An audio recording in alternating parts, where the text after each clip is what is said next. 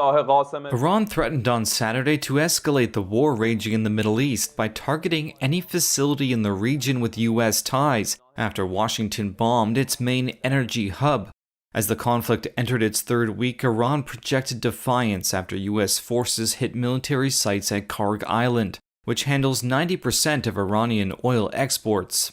U.S. President Donald Trump on Friday said the U.S. had, quote, totally obliterated military targets on the island, though Iran played down the extent of the damage. A drone attack on Saturday disrupted a United Arab Emirates energy hub, the outlet for about 1 million barrels per day of the UAE's Murban crude oil, a volume equal to about 1% of world demand. An Iranian military spokesperson called on people in the UAE to evacuate the ports, docks, and, quote, American hideouts, saying U.S. forces had targeted Iranian islands from those areas. The UAE said it rejected the accusation. The U.S. Embassy in Baghdad said in an updated security alert following an overnight missile attack on the embassy's building that U.S. citizens should leave Iraq immediately. The war, which started on February 28th, has killed more than 2,000 people, mostly in Iran, and created the biggest oil supply disruption in history.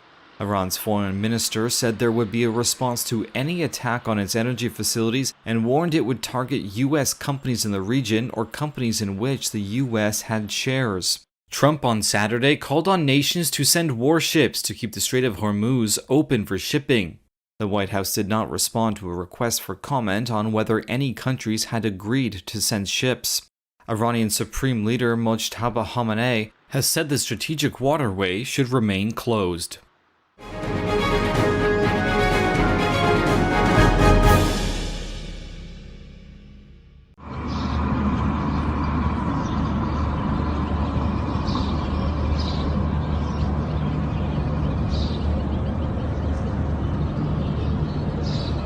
ثانية مضربة والله كل شيء نازلين بالشارع بس ما نطلع في الدوسة لا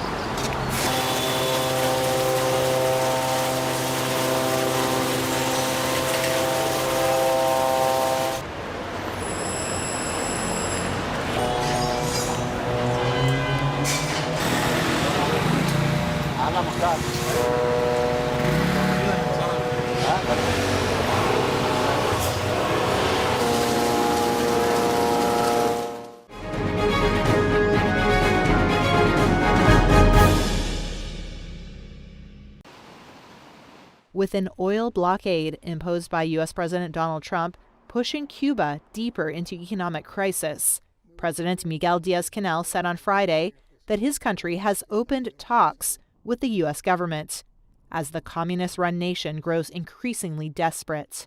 Bueno, en primer lugar, hace 3 meses que no entra combustible al país. No fuel has entered the country for 3 months. Therefore, we are generating electricity during daytime hours with domestic crude in our thermoelectric plants. Y nuestras termoeléctricas. 3 months without any incoming fuel. Diesel runs out and fuel oil runs out.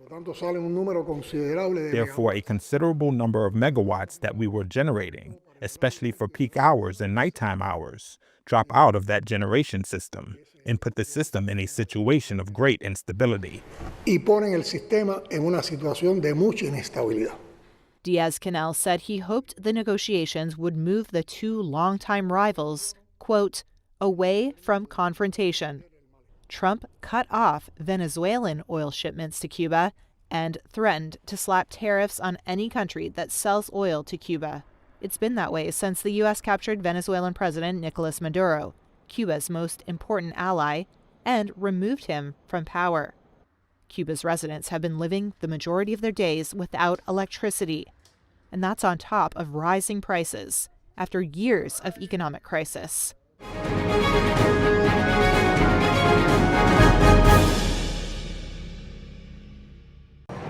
Wall Street's main indexes ended lower on Friday, with the Dow dropping about 0.25%, the S&P 500 shedding more than 0.5%, and the Nasdaq losing almost 1%. All three major indexes also logged weekly declines, and the small-cap Russell 2000 index closed at its lowest level of the year so far.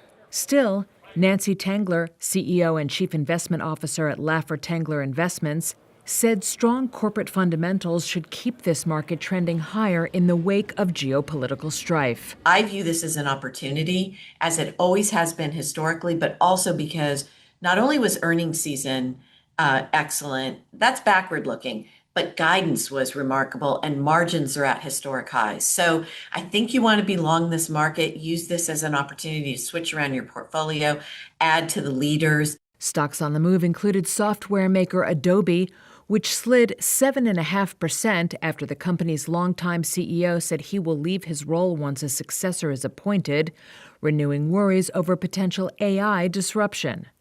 Shares of Meta Platforms fell nearly 4%, following a report that said the social media giant has postponed the release of its AI model Avocado to at least May. And shares of Ulta Beauty slumped more than 14% as rising costs deepened margin fears, with the company's new CEO flagging potential impact from global conflicts.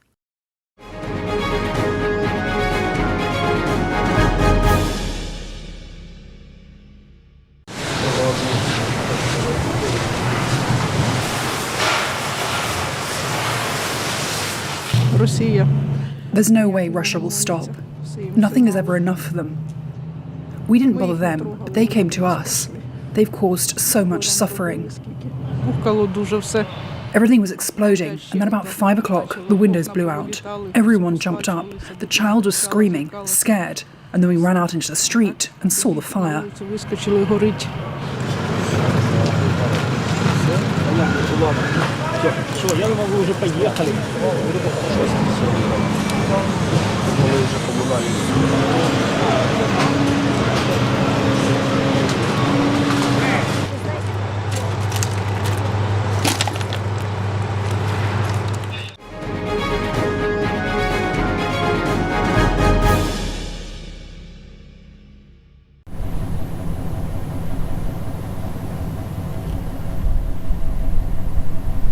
Where normally when visitors come to the park, they might see a field of gravel here, which is just a large alluvial fan. But this year we're seeing thousands of flowers here, like the desert gold, which are making this carpet of yellow behind, but also purple phacelias, changing hillsides to different colors. And it's bringing people from across the nation, actually international visitors as well, to come see the desert at its finest. This last fall, we had record-setting rainfall in November, where 1.7 inches of rain fell within the month of November, which is almost our entire year's worth of rain within a short amount of time. It's amazing. It's the last time we've been here, it was all burned, burned from the sun. So actually, just the fact that it's green around here is amazing.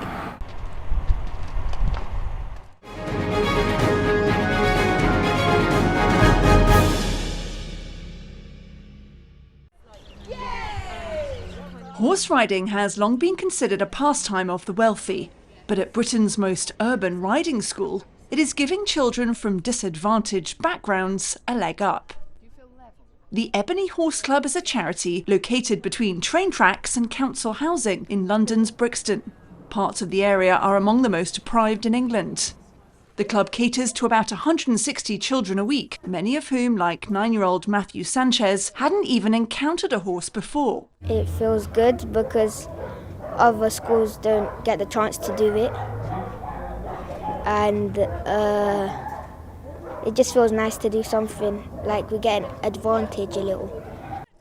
Riding teacher Rachel Scott Hayward says lessons here are accessible to local children, about 45% of whom identify as being from an ethnic minority. And they offer an antidote to anxiety in children who spend a lot of time on screens and social media. On a horse, you can't really think about too much else, because I think it's similar to meditation in that way, because you have to be with the program. You've got to be doing it. So it makes you present. Between 2010 and 2019, about a third of London's youth clubs closed due to cuts to public funding, shrinking services for young people just as the pandemic hit. Elsewhere in London, a 30-minute riding class can cost £50, around $67. Here, they are free. Getting access to the experience has helped children like Nyla Murray-Charles, age 9, gain in confidence. I got scared a bit, but I was like, maybe I should just give it a try, because if you try, maybe it will be better. So when I tried, it was actually great, and I had fun.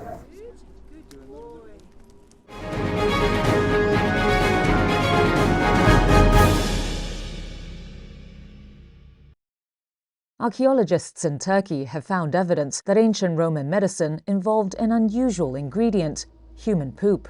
Traces of it were found in this 1900-year-old glass vial used to hold perfumes or elixirs. And the researchers believe it's the first chemical evidence to show the Romans used feces medicinally. Previously, the practice of applying excrement to the skin to fight infections and inflammation was only known from ancient Roman texts. Cenk Atilla is an archaeologist who specializes in ancient perfumes. He was among those who worked to identify the contents of hundreds of vials held in Bergama Museum. That's close to the ruins of the ancient city of Pergamon in Turkey's western province of Izmir. We were surprised, amused, and delighted. Because you see, we found a medicine that has survived from ancient times to present day. That's extraordinary. Plus, the fact that it comes from human excrement is really something else entirely. The funny side is that we found excrement while expecting perfume. We were scientifically delighted, amused, and surprised. We experienced all emotions at once. Pharmacologist İlker Demirborla found more than just excrement in the substance. He said Roman physicians had described how the medicine could cause revulsion and recommended mixing it with something that smelled nice. And indeed, we found trace amounts of thyme oil in this human fecal residue, he said. In fact, it's the same thyme we refer to as Anatolian thyme. The bottle was recovered from looters, so experts can't be sure where it was excavated. However, Pergamon was home to a renowned hospital and to the ancient physician Galen, who documented the use of excrement in medicine. The bottle's design also suggests it comes from the area.